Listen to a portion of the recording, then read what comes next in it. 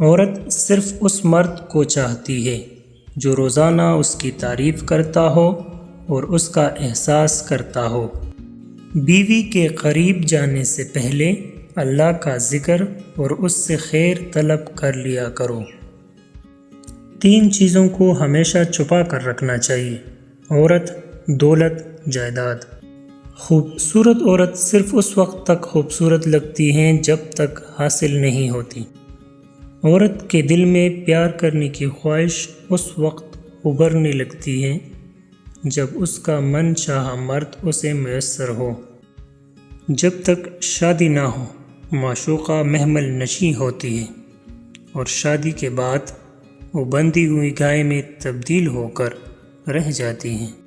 لوگوں کے ساتھ محتاط میل جول رکھا کرو، کیونکہ معلوم نہیں کون شخص آپ کے پاس کس رنگ میں آ جائے۔